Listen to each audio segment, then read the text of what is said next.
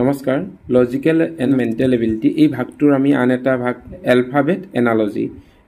Analogy ওপৰত আমি আজি কেইটামান এমচিকিউ লৈ আহিছোঁ আৰু এলফাবেট এনালজিনো কি আমি তাক বুজিবলৈ চেষ্টা কৰিম এলফাবেট এনালজি হৈছে ইংৰাজী বৰ্ণমালাখনৰ যি ২৬টা বৰ্ণ আছে সেই ২৬টা বৰ্ণ বা বৰ্ণ সমষ্টিৰ সমূহৰ মাজৰ যি সম্বন্ধ সেইটোৱে হৈছে ইংৰাজীত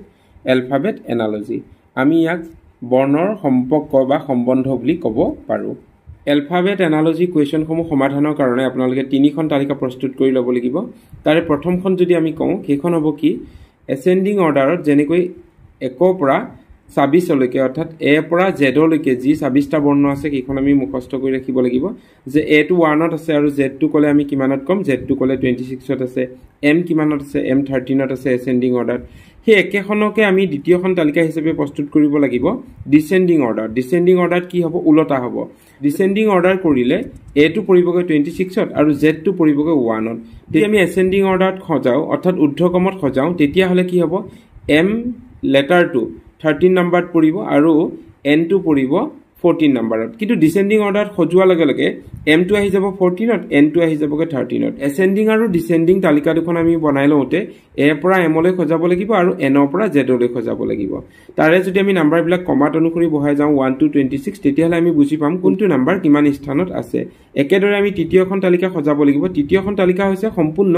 অপোজিট বিপৰীত তালিকা এ পৰিৱৰ্তে কি আছে এ পৰিৱৰ্তে চাওঁ যদি আমি জেড পাম কাৰণ এ 1ত আছে বিপৰীতমুখী হিচাপে জেড 1ত আছে একেদৰে আমি জি টু আমি টি পাম এম পৰিছে 13ত যদি আমি কমাত এসেন্ডিংত আমি এ পৰা খজাই নিও আকৌ যদি জেডৰ পৰা আহো তেতিয়াহলে 13 নাম্বাৰটো এম নহয় 13 নাম্বাৰটো হ'ব কি হ'ব এন হ'ব গতিকে এমৰ তলত কি আহিব এন আহিব এনেদৰে আমি বিপৰীতমুখী তালিকাখন বা অপোজিট লেটাৰ্ছ তালিকাখন আমি খজাই ল'ব লাগিব এই তিনিখন তালিকা আপোনালোকে প্ৰস্তুত কৰি ৰখাটো অত্যন্ত দৰকাৰী এলফাবেট এনালজি সমাধান কৰোঁতে এই তিনিখন তালিকা আমাৰ চকুৰ আগত থাকিব লাগিব যাতে আমি বৰ্ণসমূহ দেখাৰ লগে লগে বুজিব পাৰোঁ কোনটো বৰ্ণ কিমান নম্বৰ স্থানত আছে ওকে আমি প্ৰশ্ন আজি তাৰে ওপৰত ভিত্তি কৰি এলফাবেট এনালজিৰ আজি কেইটামান কুৱেশ্যন আমি সমাধান কৰিবলৈ চেষ্টা কৰোঁ কুৱেশ্যন এনেকুৱা হ'ব আপোনালোকৰ which letter বা group of letters should be in place of question mark in the following questions অৰ্থাৎ তলৰ কিছুমান প্ৰশ্ন দিয়া আছে তাত question markত কি হ'ব হেতু আমি সম্পৰ্কটো প্ৰথম দুটা সম্পৰ্কটো নিৰ্ধাৰণ কৰি শেষৰ দুটা উত্তৰ আমি উলিয়াব লাগে ফাৰ্স্ট কুৱেশ্যনটো লৈছো 1 a is to f আৰু l is to what অৰ্থাৎ a যদি f ৰ লগত সম্বন্ধ বুজাইছে তেতিয়াহলে l টো তলৰ অপচন সমূহৰ কোনটো সম্পৰ্ক হ'ব option a e option b n option c v option d c ইয়াৰে ভিতৰত যদি আমি চাওঁ শুদ্ধ বিকল্পটো হ'ব আমাৰ কাৰণে l ৰ সম্পৰ্কটো v লগত হ'বগৈ অপচন c a বুলি কওঁতে আমি ৰেখা কেইডাল পালো তিনডাল a টোত আমি 3 লাইনছ পালো একেদৰে f বুলি কওঁতে আমি কেইডাল পালো f বুলি কওঁতে আমি 1 2 3 তিনডাল লাইন পালো এতিয়া আমি l টো বিচাৰিব লাগে l টো কেইডাল লাইন এডাল দুডাল কেইডাল আছে দুডাল ইয়াতে দুডাল ৰেখা থকা এটাই বৰ্ণ আছে কেৱল সেইটো হৈছে কি v v টো কেইডাল আছে দুডাল গতিকে যদি সম্পৰ্কটো বিচৰা হয় a লগত যদি f ৰ সম্পৰ্কটো বিচৰা হয় l ৰ লগত কোনটো সম্পৰ্ক মিলিব v সম্পৰ্কটো মিলিব এনেদৰে আমি সম্বন্ধসমূহ বিচাৰিব লাগিব কোৱেশ্চন 2 টো চাওঁ আমি a k h i l k h l i তেনেহলে s u r y এটো কাৰ লগত সম্পৰ্ক হ'ব অপচন দিয়া আছে a y s r a y option b a u r u s option c দিয়া আছে a y r s u option d দিয়া আছে y a s u r ইয়াৰে ভিতৰত অপচন কোনটো শুদ্ধ হ'ব a y s r a y ইয়াৰ সম্বন্ধটো কেনেকৈ আছে আমি যদি তাক উলিয়াব যাওঁ তেতিয়াহলে কি হ'বগৈ এই ক্ষেত্ৰত যদি আমি বিশ্লেষণ কৰো এই প্ৰথমটো দিয়া আছে a k h i l তাৰ লগত সম্বন্ধ আছে k a h l i ইয়াক কেনেকৈ উলিওৱা হৈছে তো আমি যদি চাওঁ দুইটাৰে মাজত কি আছে h h আছে পিছৰ যদি আমি বৰ্ণ দুটা চাওঁ a k আৰু k এই দুটা সম্পূৰ্ণ উলটা কৰি দিয়া হৈছে আৰু ঠিক একেদৰে i l আৰু l i এই দুটা সম্পূৰ্ণ উলটা কৰি দিয়া হৈছে একে অৰ্থত s u r y টো যদি আমি y s r a লওঁ তেতিয়াহলে কি হ'ব মাজত আছে r r যিটো খলনি নহয় পিছত s u টো খলনি কৰি u s কৰি দিয়া হৈছে আৰু y টো খলনি কৰি a y কৰি দিয়া হৈছে একে সম্পৰ্কত আমি s u r y টো y s r a y লগত পাম এনেদৰে আমি এলফাবেট এনালজি প্ৰশ্নসমূহ চিনাক্তকৰণ কৰিব পাৰিব লাগিব Question 3 আছে M A M T A R E P V B P U N A M তো এই চাৰিটা ভিতৰত যদি আমি চাওঁ তেতিয়াহলে আমাৰ শুদ্ধ বিকল্পটো হ'ব অপচন B শুদ্ধ বিকল্প কোনটো হ'ব অপচন B ডিসেন্ডিং অৰ্ডাৰৰ বৰ্ণসমূহ সজোৱা হৈছে তলৰ চাৰিটাৰ ভিতৰত কোনটো শুদ্ধ হ'ব লাগে ACE সম্বন্ধ যদি FGH লগত কৰা হৈছে LNP2 সম্বন্ধ কেনেকুৱা হ'ব পাৰেগৈ অপচনসমূহ দিয়া আছে A Q R S B দিয়া আছে P Q R C দিয়া আছে Q S T D দিয়া আছে M O Q ইয়াৰে ভিতৰত যদি আমি ACE টু FGH কেনেকৈ হ'ল হেতু যদি কৰিবলৈ যাওঁ LNP2 হ'বগে আমাৰ কাৰণে অপচন A শুদ্ধ Q R S option A কেনেকৈ হ'লে ইয়াতে এতিয়া চাওক ইয়াতে এ বৰ্ণটো এফ পাবলৈ হলে আমি কি কৰিব লাগিব +5 আগুৱাব লাগিব বৰ্ণ সি বৰ্ণটো একেদৰে জি পাব লগা হলে +4 কৰিব লাগিব 4 ৰ পিছত কি আহিব লাগে 3 অৰ্থাৎ ই বৰ্ণটো যদি আমি তিনটা বৰ্ণ আগুৱাই দিওঁ কি পাম এইচ পাম কেনেকৈ ই এফ জি এইচ তিনটা বৰ্ণ পিছতে আমি কি পালো এইচ পালো ওকে একেদৰে আমি LNP2 সম্পৰ্কটো যদি বিচাৰো আমি প্ৰথম কিমান 5+ কৰিব লাগিব যদি 5+ কওঁ কিউ পাম n 4+ কৰিব লাগিব r পাম একেদৰে p টু যদি আমি 3+ কৰো তেতিয়া হলে p পিছত কি পাম s পাম কাৰণ p q r s অৰ্থাৎ +3 কৰা হৈছে একেদৰে এই প্ৰশ্নটো সমাধান কৰিব লাগিব question 5 i e to r v to case is to which তল চাৰিটা ভিতৰত কোনটো হ'ব লাগে option a p u option b আছে p x অপচন c আছে x p আৰু অপচন d আছে r w উত্তৰ বিকল্প কোনটো হ'ব অপচন b p x ইয়াৰ যদি কাৰণ নিৰ্ণয় কৰো আমি লজিকটো কি পাম I to R কেনেকৈ পোৱা হৈছে E to V কেনেকৈ পোৱা হৈছে আমি তাক নিৰ্ণয় কৰিব লাগিব যদি এই বৰ্ণসমূহ আমি কমপ্লিট অপোজিট পাওঁ অৰ্থাৎ আমি তৃতীয় চাৰ্ট এখন পঢ়িছিলো তৃতীয় চাৰ্টখনৰ মতে কি হয় অপোজিট লেটাৰ্স অৰ্থাৎ I অপোজিট কি আছে R আছে E অপোজিট কি আছে V আছে কাৰণ I to A পৰা কমিক অনুসৰি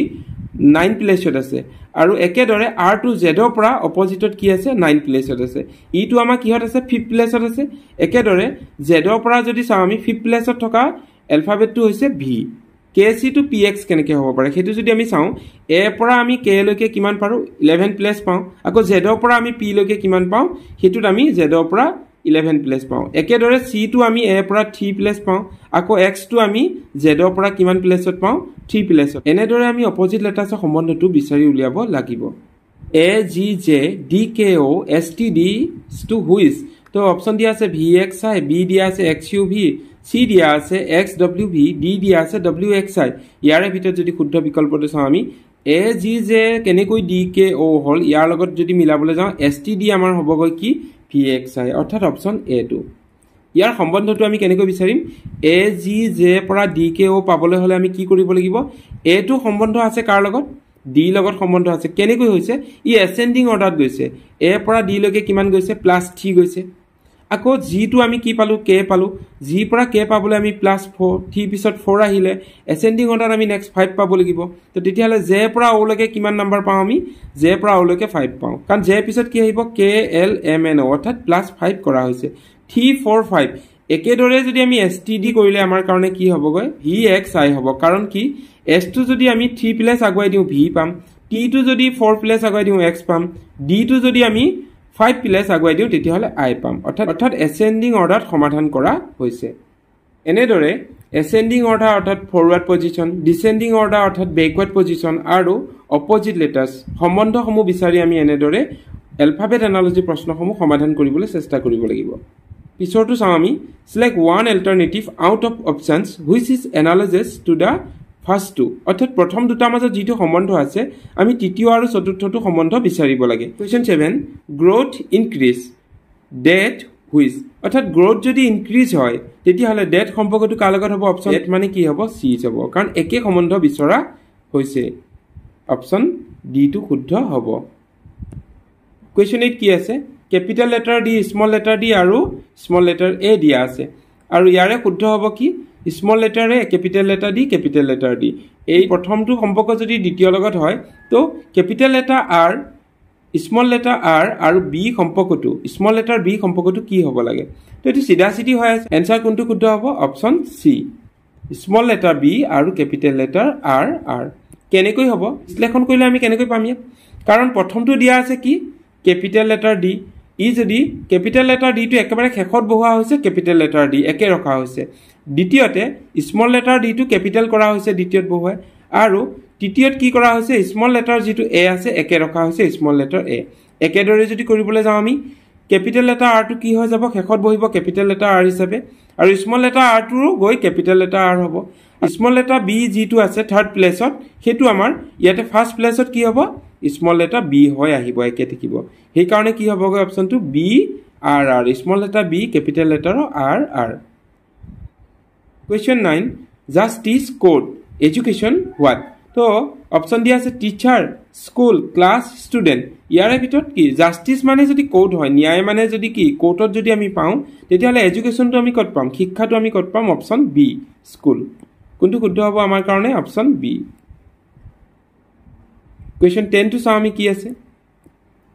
table, furniture, pencil, what? Option দিয়া আছে A star, B chair, C office, D stationery. ইয়াৰে ভিতৰত যদি আমি প্ৰথম সম্পৰ্কটো উলিয়াই লওঁ, টেবুল ফাৰ্নিচাৰ কেনেকৈ হ'ল? টেবুল অৰ্থাৎ টেবুলখন কি ফাৰ্নিচাৰ ভিতৰত পৰে, টেবুল চেয়াৰ এইবিলাক ফাৰ্নিচাৰ ভিতৰত পৰে। একেদৰে পেঞ্চিল পেন এইবিলাক কাৰ ভিতৰত পৰে? ষ্টেচনাৰীৰ ভিতৰত পৰে। তো কি হ'ব লাগিব? Option D, stationery. Pencil pen এইবিলাক কিহৰ ভিতৰত পৰিব? আমাৰ ষ্টেচনাৰীৰ ভিতৰত পৰিব। এলফাবেট এনালজিৰ ওপৰত প্ৰশ্নসমূহ এনেদৰে আমি সমাধান কৰিবলৈ চেষ্টা কৰিব লাগিব। এই ক্ষেত্ৰত আপোনালোকৰ কাৰণে বিশেষ দৰকাৰী হৈছে কি? বিশেষ দৰকাৰ হৈছে এচেণ্ডিং অৰ্ডাৰত এলফাবেটখন, ডিচেণ্ডিং অৰ্ডাৰত এলফাবেটখন মুখস্থ থাকিব লাগিব, আৰু অপজিট লেটাৰ্ছত আমাৰ কি কি আছে সেই তালিকাখন আমাৰ মুখস্থ থাকিব লাগিব। তেতিয়া আমি এলফাবেট এনালজিৰ ওপৰত দিয়া যিকোনো প্ৰশ্ন সমাধান কৰিবলৈ পাৰিম।